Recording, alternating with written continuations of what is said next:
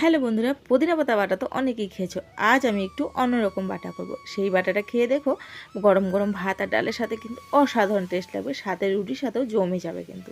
তো চলো কিভাবে করছি তোমাদের দেখাই। গাছের থেকে কিছু পুদিনা পাতা তুলে নিয়ে আসলাম। আমাদের বাড়িতে বেশ বড় বাগান আছে পুদিনা গাছে। ওখান থেকে পুদিনা পাতা তুলে এনে বেশ ভালো করে আমি ধুয়ে নিয়েছি কলের পাড়ে।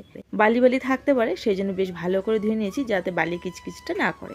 পুদিনা পাতা ধোয়া হয়ে গেছে আমার। এবারে মিক্সার জারে নিয়ে নিলাম পুদিনা পাতা, সাথে লঙ্কা, রসুন আর হলো আদা কুচি দিয়ে দিলাম এটাতে। বেশ ঝাল ঝাল করে করবো, একটু ঝালটা বেশি দিয়েছি। একটু নুন দিয়ে দিলাম, সাথে দিয়ে দেবো একটু জিরের গুঁড়ো। আর এবারে দেবো হলো একটু টকটক হওয়ার জন্য আচার, 12 মিশালি আচার আছে, সেই আচারটা একটু দিয়ে দিলাম। তো চলো, সমস্ত কিছু দেওয়া হয়ে গেছে। এবারে এটাকে আমি মিক্সার জারে গুঁড়ো করে নিয়ে আসি। তো এই যে দেখো, পুদিনা পাতার চাটনি হয়ে গেছে রেডি। গরম গরম ভাতের সাথে বা পরোটার সাথে এটা খেতে কিন্তু দারুণ টেস্ট লাগবে।